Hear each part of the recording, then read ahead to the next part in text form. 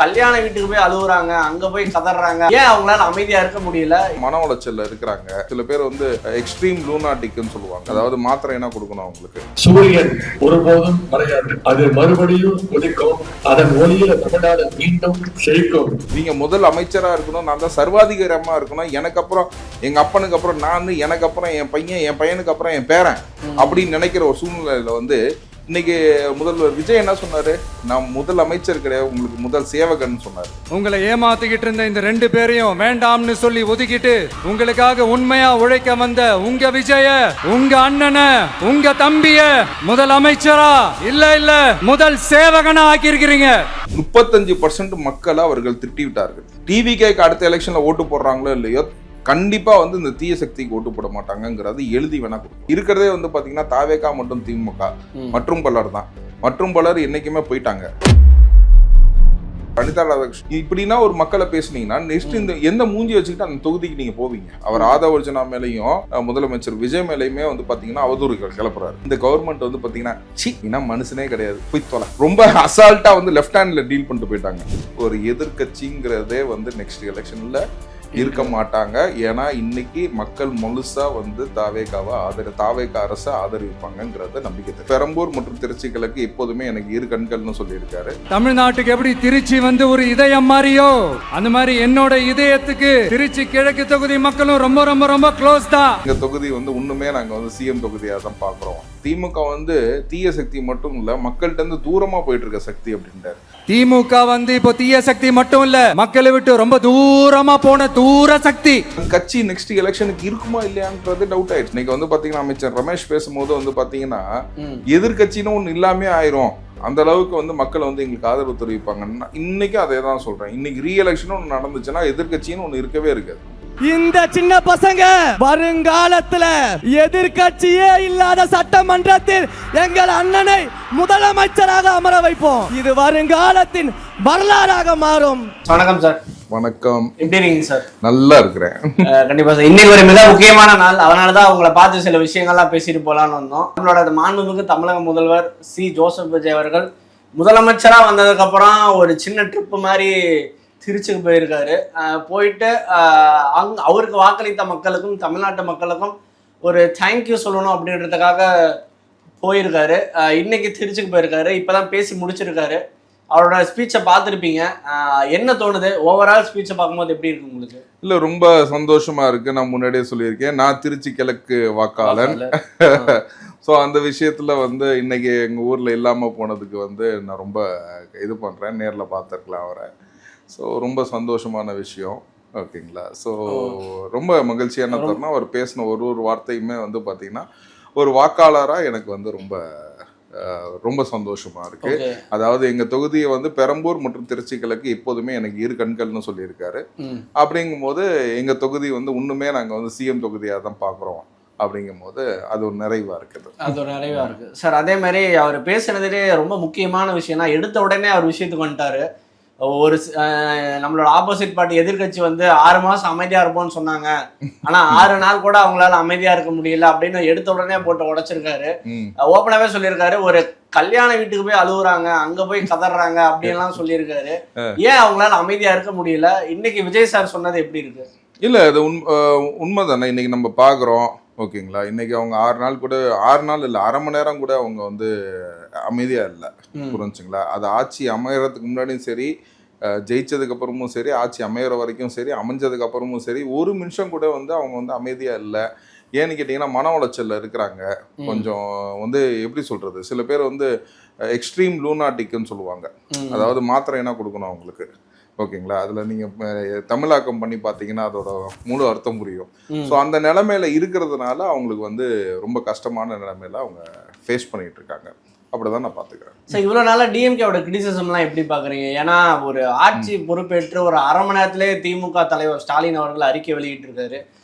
இந்த மாதிரி எடுத்த உடனே 10 லட்சம் கோடி கடன்லாம் சொல்லாதீங்கப்பா, நாங்க ஒரு குறிப்பிட்ட லிமிட்டுக்குள்ளதான் கொடுத்துருக்கோம் சொல்றாரு. இன்னும் வரைக்குமே டெய்லியுமே ஒரு அறிக்கை போட்டுட்டு தான் இருக்காரு. அது குறை, இது குறை, அது நோட்டை, இது நோட்டன்னு சொல்லிட்டே தான் இருக்காரு. இது எப்படி பாக்குறது சார்? திமுக தன்னோட எதிர்கட்சியா தன்னுடைய என்ன ஒர்க் அதை பாக்குறாங்கன்னு எடுத்துக்கிறதா, இல்ல 10,72,000 கடன் இல்லைன்னு அவர் சொல்றாரா? இல்ல நாங்க ஒரு அனுமதிக்கப்பட்ட லிமிட் கூட தான் நாங்க வாங்கியிருக்கோம்னு இல்ல சொல்றோம். கடன் அந்த 10,72,000 கடன் இருக்குல்ல, ஆமா. அதை தானே அவர் சொல்றாரு. சொல்றதை டினை பண்றது இல்லைல்ல. ஸோ அப்படிங்கும் போது வந்து பாத்தீங்கன்னா அவருக்கு வந்து எப்படி இருக்குது, ஸ்டொமக் பர்னிங் சொல்லுவாங்க. ஓகேங்களா, அவருக்கு எரியுது, என்ன பண்றதுன்னு தெரியல, முடிக்க முடியல. இன்னைக்கு வந்து அவங்க ஏன் அப்படின்னா இன்னைக்கு திமுக மற்றும் பலர் அப்படின்ற அளவுக்கு இன்னைக்கு வந்து ஏதாச்சும் ஒன்று பண்ணணும். ஆனால் அந்த டிவிக்கே முதலமைச்சர் விஜய் வந்து ஆட்சியில் உட்காரக்கூடாதுன்னு நினச்சி பண்ண சதிகள் எல்லாமே வந்து கூட்டணி கட்சியில் இருந்தவங்க ஒருத்தராக வந்து சொல்லிட்டாங்க. சிபிஐயில் இருக்கவங்க சொல்லிட்டாங்க, சிபிஎம்ல இருக்கவங்க சொல்லிட்டாங்க, இன்னைக்கு ஐயுஎம்எல் இருக்கவங்க சொல்லிட்டாங்க, விடுதலை சிறுத்தையில் இருக்கவங்க சொல்கிறாங்க. இவங்க எல்லாருமே வந்து பார்த்தீங்கன்னா திமுக கூட்டணியில் இருந்தவங்க. புரிஞ்சுங்களா, திமுக கூட்டணியில் இருந்தவங்க வந்து எதுக்கு அதை விட்டுட்டு வெளியில் வந்தோம் அப்படிங்கிறதுக்கு ரீசனே வந்து பார்த்தீங்கன்னா இதாக தான் அவங்க சொல்கிறாங்க. ஸோ அந்த அளவுக்கு வந்து ஒரு கேவலமான ஒரு அரசியல் பண்பு கொண்டவங்க தான் இந்த திமுக. அதுதான் இன்னைக்கு அவர் ரொம்ப கிளியராக சொல்லிட்டாரு. திமுக வந்து தீய சக்தி மட்டும் இல்லை, மக்கள்கிட்ட இருந்து தூரமாக போயிட்டு இருக்க சக்தி அப்படின்ட்டாரு. ஓகேங்களா, இன்னும் பார்த்தீங்கன்னா மக்கள் தொடர்ச்சி அந்த சக்தியை வந்து குப்பையில் போட்டு விட்டார்கள் தான் நான் சொல்லுவேன். ஏன்னா இன்னைக்கு to be very very frank, இன்னைக்கு அவங்களோட ஒரு பயம் என்னன்னு கேட்டிங்கன்னா, தன் கட்சி நெக்ஸ்ட் எலெக்ஷனுக்கு இருக்குமா இல்லையான்றது டவுட் ஆயிடுச்சு. இன்னைக்கு வந்து பார்த்தீங்கன்னா அமைச்சர் ரமேஷ் பேசும்போது வந்து பார்த்தீங்கன்னா எதிர்கட்சின்னு ஒன்று இல்லாமே ஆயிரும், அந்த அளவுக்கு வந்து மக்கள் வந்து எங்களுக்கு ஆதரவு தெரிவிப்பாங்கன்னா இன்னைக்கு அதே தான் சொல்றேன். இன்னைக்கு ரீஎலெக்ஷன் ஒன்று நடந்துச்சுன்னா எதிர்கட்சின்னு ஒன்று இருக்கவே இருக்காது. அந்த அளவுக்கு ஆதரவு தான் வந்து டிவிகேக்கு மக்கள் இன்னைக்கு கொடுக்குறாங்க. மக்கள் இந்த ஆட்சியை வந்து நல்லபடியா பாக்குறாங்க, ரொம்ப ஃபாஸ்டா இருக்கிறாங்க. ஓகேங்களா, நீண்ட நேரம் வேலை செய்யறாங்க. இன்னைக்கு ஒன்றும் இல்லை, நீங்கள் செக்ரட்டரியேட்டில் போய் பார்த்தீங்கன்னா ஒரு அமைச்சரும் வந்து பார்த்தீங்கன்னா 8 மணி 9 மணி வரைக்கும் உட்காந்து வேலை செய்கிறாங்க. ஸோ இந்த மாதிரி ஒரு சூழ்நிலை இன்னைக்கு செக்ரட்டரியேட்டில் பார்த்தீங்கன்னா எல்லாத்துக்குமே பஞ்சிங். ஓகேங்களா, கட்டவர்கள் வச்சுட்டு தம்ப்ரெஷன் வச்சுட்டு வரணும் அப்படின்னு சொல்லிட்டு அதுக்கு முதலமைச்சர் என்ன சொன்னார், ஓகேங்களா, எல்லாருமே 10 மணிக்கு வரணும் அப்படின்னாரு. புரிஞ்சுங்களா, அதுக்கு அவர் இன்னொன்று வந்து என்ன சொன்னார்னா, நான் 8:50 9:50 நான் வந்துருவேன், நீங்கள் 10 மணிக்கு வந்தால் போதும் அப்படின்னாரு. So it means that I also will be punctual, நானும் பஞ்சுவலா இருப்பேன் அப்படின்ற மாதிரி தான் அவர் வந்து நடத்திட்டு இருக்காரு. ஸோ அவர் ஆட்சியை வந்து பார்த்தீங்கன்னா ரொம்ப கரெக்டாக பண்ணிட்டு இருக்காரு. ஊழல், corruption, I always says that is this government is against corruption. Government without கரப்ஷன்னா அது டிவிக்கே தான் முதல் இது நான் சொல்லுவேன். So contract without commission. So இதுதான் வந்து இந்த ஸ்டாக்லைனாக இந்த கவர்மெண்ட் வந்து பண்ணிட்டு இருக்காங்க. ஸோ அவங்களுக்கு நம்ம வாழ்த்து தெரிவிக்கலாம். ஓகே சார், அடுத்து விஜய் சார், நம்மளோட முதல்வர் விஜய் அவர்கள் அட்ரஸ் பண்ண மிக முக்கியமான விஷயம்னா, ஒரு ஆட்சி அமைக்கிறதுக்கு ஒரு 5 நாளைக்கு முன்னாடி என்னென்ன காமெடிகள் எவ்வளோ ஸ்ட்ரெஸ்ஃபுல்லாக இருந்ததுலாம் அவர் சொல்லியிருப்பாரு. எதிர்கட்சிகள் என்ன மாதிரி வேலைத்தனங்கள் பண்ணாங்கலாம் சொல்லியிருப்பாரு. அவருக்கே ஒரு அதிர்ச்சியாக தான் இருந்திருக்கு, எனக்கே ஷாக்கிங்காக தான் இருந்தது. என்னங்க நீங்க 2 பேரும் ஒன்று சேர்ந்து என்ன ஆட்சி அமைக்க விடாம பண்ணுவீங்களா, இதெல்லாம் நடக்குமா அப்படின்ற அளவுக்கு எனக்கு அதிர்ச்சியா இருந்ததெல்லாம் சொல்லியிருக்காரு. அதை சொல்லி இந்த விஷயத்த அட்ரஸ் பண்ணியிருக்காரு. இது எப்படி பாக்குறீங்க? இல்ல, உண்மையான விஷயம் தானே இது. அதுதான் இப்போ ஒரு முன்னாடியே நான் ஆன்சர் பண்ணது வந்து என்னன்னு கேட்டீங்கன்னா, திமுக இருந்த கட்சிகள் எதுக்கு அவங்களை விட்டுட்டு விலகி வந்தாங்கன்னா இதுதான் ரீசன்ங்கிறாங்க. ஸோ இது எல்லாமே வந்து பாத்தீங்கன்னா யாருமே வந்து பாத்தீங்கன்னா தாவே கலந்து யாருமே வந்து பாத்தீங்கன்னா இவங்க 2 பேரும் சேர்ந்து இந்த மாதிரி பிளான் பண்ணாங்கன்னு யாருமே இன்னைக்கு வரைக்கும் ஸ்டேட்மெண்ட் கொடுத்துருக்காங்களா? கொடுத்தது கிடையாது.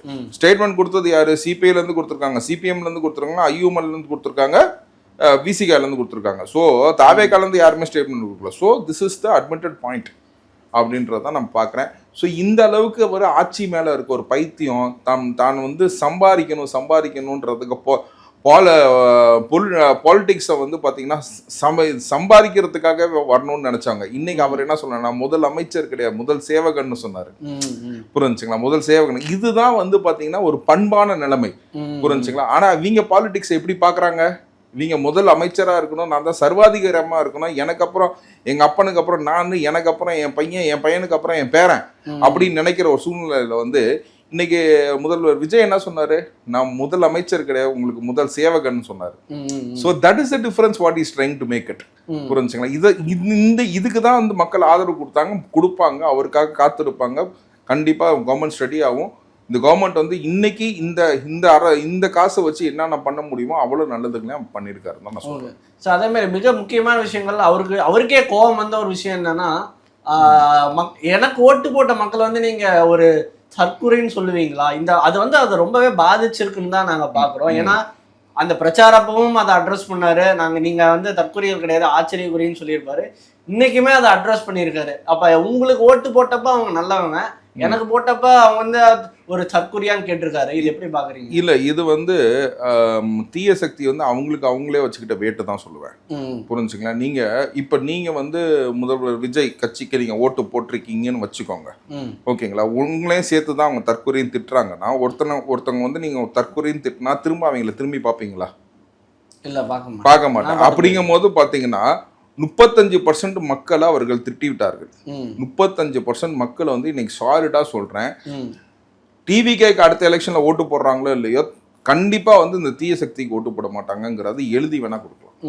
சோ இப்ப இங்க இருக்கிறதே வந்து பாத்தீங்கன்னா தாவேகா மற்றும் திமுக மற்றும் பலர் தான்.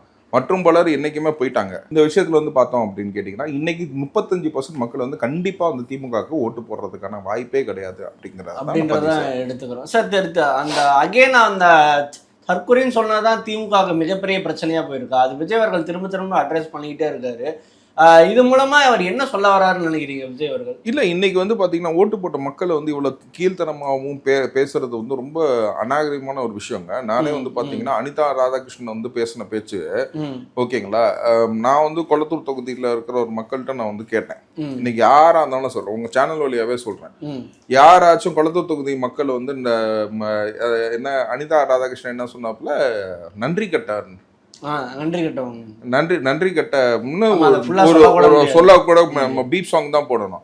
இன்னைக்கு நான் உங்க சேனல் வழியா சொல்றேன், கொளத்தூர் மக்கள் யாராச்சும் ஒருத்தவங்க அனிதா ராதாகிருஷ்ணன் மேல கேஸ் கொடுக்கணும்னா நீங்க வெறும் உங்க பேரு உங்க ஆதார் அட்டையை மட்டும் கொண்டு வாங்க, புரிஞ்சுங்களா? உங்களுக்காக நான் ஃப்ரீயா கேஸ் போடுறேன் அனிதா ராதாகிருஷ்ணன் மேல, புரிஞ்சுங்களா? ஏன்னா இதெல்லாம் வந்து இப்படின்னு கேட்டீங்கன்னா இது இப்படின்னா ஒரு மக்களை பேசுனீங்கன்னா நெக்ஸ்ட் இந்த எந்த மூஞ்சி வச்சுக்கிட்டு அந்த தொகுதிக்கு நீங்க போவீங்க, புரிஞ்சுங்களா? எந்த மூஞ்சி வச்சுக்கிட்டு நீங்க போவீங்க? அதுவும் நம்ம அனிதா ராதாகிருஷ்ணன் மேல நான் ஏற்கனவே நான் சொல்லியிருக்கேன், அவர் பேசுற பேச்சுக்கு வந்து பாத்தீங்கன்னா now the person is holding the public office. அவர் ஆதவர்ஜனா மேலையும் முதலமைச்சர் விஜய் மேலையுமே வந்து பாத்தீங்கன்னா அவதூறுகள் கிளப்புறாரு. இன்னைக்கு now they are holding the public office. Public office hold பண்றவங்க மேல அவங்க மேல கிரிமினல் கேஸ் நீங்க இனிஷியேட் பண்ணீங்க அப்படின்னீங்கன்னா 7 வருஷம் வரைக்கும் நீங்க வந்து அனிதா ராதாகிருஷ்ணன் தூக்கி உள்ளுக்குள்ள வைக்கலாம், புரிஞ்சுங்களா? பட் ஆனா இந்த கவர்மெண்ட் வந்து பாத்தீங்கன்னா சி நீனா மனுஷனே கிடையாது, போய் தொலை அப்படின்னு ரொம்ப அசால்ட்டா வந்து லெஃப்ட் ஹேண்ட்ல டீல் பண்ணிட்டு போயிட்டாங்க. So he is the person to be dealt left ஹேண்ட்னு சொல்லிட்டு டீல் பண்ணிட்டு போனது தான் வந்து இன்னைக்கு வந்து ஒரு சிறப்பே அப்படின்னு நினச்சிக்கிறேன். நீனா உன்னைனா நான் வந்து மனுஷனாவே மதிக்கல அப்படின்னு சொல்லிட்டு போயிட்டாங்க. அப்படிங்கும் போது அந்த மாதிரி விஷயத்த தான் வந்து தாவேகா வந்து ரொம்ப ஜெனியூனா ஹேண்டில் பண்றாங்கன்னு தான் நான் சொல்லுவேன். அப்படிதான். அதே மாதிரி இந்த லாஸ்ட் அது ஆட்சி பொறுப்பேற்று இந்த 3 வாரங்களுக்குள்ள நடந்த சில அசம்பாவிதங்களையும் சில அவர் அட்ரஸ் பண்ணியிருக்காரு. அதை நிறைய பேர் நினைச்சிருப்பாங்க ஸ்கிப் பண்ணிட்டு போயிடுவாருன்னு. அதையுமே அவர் ரொம்ப தைரியமா அட்ரஸ் பண்ணியிருக்காரு. ஆமாங்க, இந்த பிரச்சனையெல்லாம் நடந்துச்சு. அதுக்கு என்ன காரணம்னா சென்ற ஆட்சியில் இருந்த திமுக அந்த மாடல் அரசு தான், திராவிட மாடல் அரசு தான் காரணம் அப்படின்ற மாதிரி சொல்லியிருக்காரு. நீங்க விட்டுட்டு போன மிச்சம் தான் அது இன்ன வரைக்குமே இழுத்துட்டு இருக்கு. அதனாலதான் இந்த இவ்வளவு பாதிப்புலாம் சொல்லியிருக்காரு. அது ரேப் கேஸ் தான் அவர் சொல்ல வராருன்னு நான் நினைக்கிறேன். இந்த ஏகப்பட்ட கிரைம்ஸ் எல்லாம் நடந்திருக்கு, ஒருத்தரை வெட்டி கொண்டுறாங்க, இதெல்லாம் அவர் அதுதான் அவர் சொல்றாரா விஜய் சார்? இல்லை, கண்டிப்பாங்க. நான் வந்து இதுக்கு முன்னாடியே நான் சொல்லியிருக்கேன். அதாவது ஆட்சி அமைக்கிறதுக்கு முன்னாடி எலெக்ஷனில் ஓட்டு எண்றதுக்கு முன்னாடியுமே நான் வந்து சொல்லியிருக்கிறது என்ன விஷயம்னு கேட்டிங்கன்னா, என் இன்டர்வியூ நீங்கள் ரீகால் பண்ணி பார்த்தீங்கன்னா நல்லா தெரியும். நான் முதலமைச்சர் விஜய் வந்து அதாவது முன்னாடி நான் சொன்னதை ரீகால் பண்ணுறேன். முதலமைச்சர் ஆன பிறகு வந்து பார்த்தீங்கன்னா நம்ம ஒன்றும் போலீஸ் ஸ்டேஷனை க்ளோஸ் பண்ண போகிறதில்ல, கோர்ட்டை நான் க்ளோஸ் பண்ண போகிறதில்ல, புரிஞ்சுங்களா? இந்த வார்த்தைகளை நான் வந்து பதிவு பண்ணியிருக்கேன். ஆனால் என்னன்னு கேட்டிங்கன்னா அட்மினிஸ்ட்ரேஷன் வைஸ் வந்து பார்த்தீங்கன்னா there will be a fast relief கிடைக்கிறதுக்கான அட்மினிஸ்ட்ரேஷன் தான் வந்து பார்த்தீங்கன்னா போலீஸும் கோர்ட்டு இதெல்லாம் அட்மினிஸ்ட்ரேஷன் பண்ணுற விதம். அந்த விதத்தில் வந்து பார்த்தீங்கன்னா இந்த அரசு வந்து செமையாக நல்லா வேலை செய்கிறாங்க, ஃபாஸ்ட்டாக வேலை செய்கிறாங்க, நேர்மையாக வேலை செய்கிறாங்க. இன்னைக்கு வந்து போன அரசு வந்து இது வேலை செஞ்சுச்சா இல்லையான்னு கேட்டிங்கன்னா அதுக்கு நீங்கள் தான் பதில் சொல்லணும். யார் அந்த சாருக்கு இன்னும் கொஸ்டின் மார்க்கோட தெரியும், புரியுங்களா? இன்னைக்கு தற்கூரிக்கு மட்டும் கொஸ்டின் மார்க் இல்லை, யார் அந்த சாருக்கு இன்னும் அந்த கொஸ்டின் மார்க் இருக்கு. இன்னைக்கு அந்த ஞானசேகரன் வந்து பார்த்தீங்கன்னா அவங்க அம்மா ஹியூமன் ரைட்ஸில் போய் பெடிஷன் கொடுக்குறாங்க, எங்கள் பையனை கொல்ல பார்க்குறாங்க அப்படின்னு. ஏன்னா நாளைக்கு நான் அந்த ஞானசேகரன் வந்து அப்ரூவல் ஆனா யார் இந்த சாருன்றது வெளியில வரும், புரிஞ்சுங்களா? அப்படி ஒரு விஷயம் இருக்கும்போது இதுதான் கவர்னன்ஸ்ல வந்து தப்பு நடக்காதுன்னு நம்ம சொல்ல முடியாது, ஓகேங்களா? தப்பு நடக்காம எப்படின்னா பாத்துக்கணுமோ, அதாவது பிளைண்ட் ஸ்பாட்ஸ் அந்த மாதிரி வெளிச்சங்களா இருக்கணும், அந்த மாதிரி விஷயங்கள்லாம் கொஞ்சம் கொண்டு வரணும். இன்கேஸ் தப்பு நடந்துருச்சுன்னா அதுக்கு எப்படி நம்ம தண்டனை கொடுக்கணும், நேர்மையா எப்படி கொண்டு போகணுங்கிறத தான் நம்ம பார்க்கணும். அப்படிங்கும் போது பாத்தீங்கன்னா நம்ம ஒன்று முதல்வர் விஜய் வந்துட்டாரு ஆட்சிக்கு, நம்ம கோர்ட்டு போலீஸ் ஸ்டேஷனா கூட்டிட்டு போகணுன்றது கிடையாது. ஹவு வி அட்மினிஸ்ட்ரேட்டட் அப்படிதான் அது கான்செப்ட், புரிஞ்சுங்களா? அந்த விதத்துல வந்து பாத்தீங்கன்னா இன்னைக்கு நடந்திருக்க எல்லா விஷயத்தையும் நீங்க பாத்தீங்கன்னா அலட்சியமா இருந்திருக்காங்களா போலீஸ், புரிஞ்சுங்களா, ரொம்ப ஸ்பீடாக ஆக்ஷன் எடுக்கிறாங்களா. இன்னைக்கு வந்து பார்த்தீங்கன்னா இன்னைக்கு நீங்கள் சிட்டி உள்ளுக்குள்ளே நீங்கள் போனீங்கன்னா எந்த போலீஸ்டையும் நம்ம ஃப்ரெண்ட்லியாக பேசுகிற ஒரு தோரணம் வருதா? புரிஞ்சுங்களா. முன்னாடி நின்றுட்டு உரிமையில பேசிட்டு இருந்த போலீஸ் இன்னைக்கு ஏன் சார் அப்படின்னு சொல்லிட்டு மரியாதையாக பேசுகிறாங்களா? அப்படிங்கிறது இந்த அட்மினிஸ்ட்ரேஷனை கொண்டு வரது தான் வந்து ஒரு அரசோட கடமை. அது நல்ல தக்க தெளிவா சூப்பரா பண்ணிட்டு இருக்காங்க. சார் இப்ப வந்து அந்த ஆக்ஷன்கள் ரொம்ப சீக்கிரமா எடுக்கிறாங்களோன்னு உங்களுக்கு தோணுதா? அந்த கண்டிப்பாங்க. எனக்கு தெரிஞ்ச அவங்க they are very fast. As a lawyer I am in the same industry. அவங்க நல்ல வந்து வேலை செய்யறாங்க தான் நான் சொல்லுவேன். சார் அதே மாதிரி அவரோட இன்னுமே சொல்லியிருக்க இன்னும் கொஞ்சம் ஓட் போட்டுருக்கலாம் அப்படின்னு ஓப்பனாவே கேட்டிருக்கிறாரு. இன்னும் கொஞ்சம் மெஜாரிட்டி வர மாதிரி பண்ணிருக்கலாமேப்பா அப்படின்னு கேட்கிறாரு. அதே மாதிரி அவர் உடை குறித்து சில விஷயங்களும் சொல்லியிருக்காரு. ஆமா நான் கோட் சூட் போடுறேன், இதனால என்ன பிரச்சனை, ஏன் நான் போடக்கூடாதா அப்படின்லாம் கேட்கிறாரு. இந்த 2 பாயிண்ட் எப்படி பார்த்து? இந்த 2 பாயிண்ட் இல்ல, நான் முன்னாடியே அவர் சொன்ன மாதிரி என்னன்னு கேட்டீங்கன்னா, அவர் உடைய பொறுத்த வரைக்கும் நான் ஃபர்ஸ்ட் நான் பிளாக் அண்ட் ஒயிட் நான் என்ன சொன்னேன்னு கேட்டீங்கன்னா, பிளாக் அண்ட் ஒயிட்டா நம்ம இருக்கிறதுக்கு தான் வந்து நம்ம ஜுடிஷியரியே வந்து எங்களுக்கு இந்த யூனிஃபார்ம் கொடுத்துருக்காங்க. Wearing the uniform neck band மட்டும் தான் இப்போ போடல. புரிஞ்சுங்களா? அப்படி என்னன்னு கேட்டீங்கன்னா, இது எங்களோட யூனிஃபார்மா அவர் போட்டுட்டு இருக்காது. எனக்கு ஒரு பெரிய சந்தோஷம். As a lawyer I feel very proud of it. Legal fraternity feel proud that he admires and he acknowledges black and white அப்படிங்கிறத அவர் பண்றாரு அப்படின்றத எங்களுக்கு ரொம்ப சந்தோஷம். அதுவும் இல்லாம இன்னொரு விதத்துலயும் எடுத்துக்கலாம். ஓகேங்களா, எங்க லாயர் யூனிஃபார்மாவும் இருக்கலாம். ஓகேங்களா, அவர் வந்து ஒரு பெரிய ஏஜென்ட்டாவும் கரப்ஷனுக்கு அகேன்ஸ்டா ஒரு ஏஜென்ட்டா வந்து எந்திரிச்சிருக்காருங்கிறத அதையே நம்ம எடுத்துக்கலாம். So this is the uniform which I likes the most. அதை அவர் வேர் பண்ணிக்கிறது எனக்கு வந்து ரொம்ப சந்தோஷமா இருக்கும். பிகாஸ் ஆஃப் அவர் legal fraternity I thank him for wearing that attire. கண்டிப்பா சார். இன்னொரு விஷயம் நாங்க முக்கியமா கவனிச்சோம், திரும்பவும் சொல்றாரு 2 பேரு தான் போட்டியே, ஒன்னு டிஎம்கே ஒன்னு டிவிகே அப்படின்னு சொல்றாரு. மற்றும் பலரும் தான் சொல்றாரு, அதிமுகன்னு சொல்லல. அதிமுக வந்து என்ன சொல்லியிருப்பாருன்னா தீர்ந்து போன சக்தி அப்படின்னு இருப்பாரு. தீர்ந்து போன சக்தி தான் அதிமுக தான் சொல்றாருன்னு நினைக்கிறேன். அங்க யாருமே இல்ல, எல்லாருமே பாதி பேர் பிரிஞ்சு திமுகவுக்கும் பாதி பேர் பிரிஞ்சு. இந்த எலெக்ஷன்ல ஒருத்தர் க்ளோஸ், நாம் தமிழர் க்ளோஸ்னு ஒத்துக்கிறீங்க? அது அவர் அப்படிதான் சொல்றாரு. அவரு இல்ல, நீங்க என்ன சொல்றீங்க? இல்ல, நான் ஸ்டாண்ட் எடுக்க முடியாது இல்ல சார். சார் அவர் திரும்பவுமே இதான் சொல்ல வர்றாரு, மற்றும் பலரும் தான் சொல்றாரு. இது மூலமா அவர் என்ன சொல்ல பாக்குறாரு? ஐ மீன் திரும்பவுமே அந்த அதிமுக அந்த விதத்துல நான் கொஞ்சம் வந்து ஒரு வேற ஸ்டாண்ட் எனக்கு இருக்கு. என்ன சொல்ல? ஓகேங்களா, எனக்கு என்ன ஸ்டாண்ட் இருக்குன்னு கேட்டீங்கன்னா, அமைச்சர் ரமேஷ் பேசின ஸ்டாண்டு தான் என்னோட ஸ்டாண்டு. எதிர்கட்சியே இல்லையப்பா. ஓகே, இந்த தீய சக்தியும் கிடையாது, மற்றும் பலரும் கிடையாது. ஓகேங்களா, என்னைய பொறுத்த வரைக்கும் நான் முன்னாடி சொல்லும் போது, நான் எலெக்ஷனுக்கு முன்னாடி வரும்போது தாவேக்கா ஜெயிச்சிருங்கும் போது என்ன பண்ணுவீங்க நீங்க? நல்லா குறுன்னு எல்லாம் இன்டர்வியூனா கேட்டுட்டு வெளியில போய் சிரிச்சுட்டு போவீங்க, தாவேக்கா ஜெயிக்குமா அப்படின்னு. அந்த மாதிரி எடுத்த நிறைய ஜேர்னலிஸ்ட் எனக்கு ஃபோன் பண்ணி, சார் நீங்க ஒரு தீர்க்கதர்சி சார்னு சொன்னாங்க. புரிஞ்சுங்களா? ஏன்னு கேட்டீங்கன்னா, நான் இன்னைக்கு நான் சொல்றேன், 3ஆம் தேதி நைட்டு வரைக்கும் எனக்கு ஃபோன் வந்துச்சு, நீ 4ஆம் தேதி நைட்டு வீட்டில் தூங்க மாட்டடா, நீ புள்ளல தான் தூங்க போற அப்படின்னாங்க. புரிஞ்சுங்களா? அவ்வளோ கால்ஸ், அவ்வளோ த்ரெட்டனிங், அவ்வளோ விஷயம் வந்து. ஓகே, 4ஆம் தேதி நைட்டு அத்தனை பேத்துக்கு நான் ஃபோன் அடித்தேன், ஒரு பைய கூட எனக்கு ஃபோன் அடிக்கல. அதே ஒரு விஷயம் தான் நான் இப்போ நான் சொல்றேன். நான் அமைச்சர் ரமேஷ் பேசின வார்த்தைகளை தான் நான் வந்து அதை அடேர் பண்ணுவேன். புரிஞ்சுங்களா? எனக்கு தெரிஞ்சு ஒரு எதிர்கட்சிங்கிறதே வந்து நெக்ஸ்ட் எலெக்ஷன்ல இருக்க மாட்டாங்க. ஏன்னா இன்னைக்கு மக்கள் முழுசா வந்து தாவேகா அரசை ஆதரிப்பாங்கிறத நம்பிக்கை தெரிவிக்கிறேன். அதான் தாவேகாவோட கூட்டணி கட்சிகள்லாம் சேர்ந்து. ஓகேங்களா, இந்த கூட்டணி கட்சிகள்லாம் தொடருவாங்க. மற்றும் நிறைய கூட்டணி கட்சிகள் வந்து தாவேகாவோட சேரும். எல்லா கூட்டணி கட்சியும் அரவணைப்பாரு. எல்லாத்துக்கும் வந்து மெஜாரிட்டியா வந்தது அப்புறமும் கூட வந்து ஆதரவு கூட்டணியில பங்கு கொடுப்பாரு. எல்லாத்தையும் மதிப்பாரு. புரிஞ்சுக்கலாம்? அதுதான் முதல்வர் விஜய் முதல் சேவகனாக மட்டும் மக்களுக்கு மட்டும் இல்ல, கூட சேர்ந்த நண்பர்களுக்கும் வந்து நல்ல நட்போட இருப்பாரு அப்படிங்கறத நான் தெரிவிச்சேன். சார், தப்பு பண்ண முன்னாள் திமுக அமைச்சருக்கு மேல அவர் ஆக்ஷன் எடுப்பாருன்னு தோணுதா? ஏன்னா பல்வேறு இடங்கள்ல கரப்ஷன் நடந்திருக்கு. இப்ப சொல்லியிருப்பாரு, இந்த டாஸ்மாக் சம்பந்தப்பட்ட ஊழல் கேஸ் எல்லாம் நீங்க மூட ட்ரை பண்ணீங்கன்னு எனக்கு தெரியுன்ற மாதிரி அவர் சொல்லியிருப்பாரு. ஆக்ஷன் எடுப்பாரு உங்களுக்கு தோணுதா? இல்ல, கண்டிப்பாக எடுப்பாரு. ஏன்னா நான் வந்து இதை பதிவு செஞ்சுக்கிட்டே இருக்கிறேன். இன்னைக்கு வந்து பாத்தீங்கன்னா இந்த டிவிஎஸ்சியை பொறுத்த வரைக்கும் பாத்தீங்கன்னா, director of vigilance and anti கரப்ஷனை பொறுத்த வரைக்கும் பாத்தீங்கன்னா கண்டிப்பாக வந்து ரொம்ப ஷ்ரூடா நம்ம வேலை செய்யணும். நான் வந்து உங்க சேனல் வழியா அவருக்கு கொடுக்குற வலியுறுத்தல் என்னன்னு கேட்டீங்கன்னா, நிறைய கேசஸ்ல வந்து பாத்தீங்கன்னா, இப்ப செந்தில் பாலாஜி கேஸ்லன்னா பாத்தீங்கன்னா, செந்தில் பாலாஜி கொடுத்து லஞ்சம் வாங்கின ஒரு குற்றம் அப்படின்னா, லஞ்சம் கொடுத்தவங்களும் குற்றம்னு சொல்லிட்டு ஒரு 2000 பேர்த்த போட்டாங்க. ஓகேங்களா, சார்ஜ் ஷீட்ல. இதெல்லாம் வந்து ஒரு தவறான செயல்னு நான் சொல்லுவேன். சார்ஜ் ஷீட் ஃபைல் பண்ணும்போது பாத்தீங்கன்னா 2000 பேரை போட்டீங்கன்னா செந்தில் பாலாஜி சாவர வரைக்கும் கேஸ் நடக்கும். 2000 பேர் சேர்ந்தே வர முடியாது. ஸோ டிவிஎஸ்சி போடுற மற்ற சார்ஜ் ஷீட்லனா எனக்கு பொறுத்த அஸ் வழக்கறிஞராக நான் வந்து சொல்றது என்னன்னா, குற்றவாளிகளை மட்டும் இது பண்ணுங்க, மற்றவங்களெல்லாம் நீங்க விக்டிமா ஆக்குங்க, அப்ரூவலா காட்டுங்க அப்படிங்கறது மட்டும் நான் வந்து அவங்க விட்னஸ் பெட்டிஷனா நீங்க எடுத்துட்டு அவங்களை அப்ரூவலா காட்டுங்க. ஸோ குற்றவாளிகளை அக்யூஸ்டை மட்டும் அக்யூஸ்டா காட்டுங்க, மற்றவங்கலாம் விட்னஸாகவும் அப்ரூவலாகவும் காட்டுங்க அப்படின்னு சொல்லிட்டு உங்க சேனல் வழியா தெரிவிச்சுக்கிறேன். அதனால வந்து பாத்தீங்கன்னா ட்ரையல் ஃபாஸ்ட்னாவும் இந்த ஆட்சி முடிகிறதுக்குள்ளே இவங்கன்னா ஜெயிலுக்கு போயிடுவாங்க. ஓகே.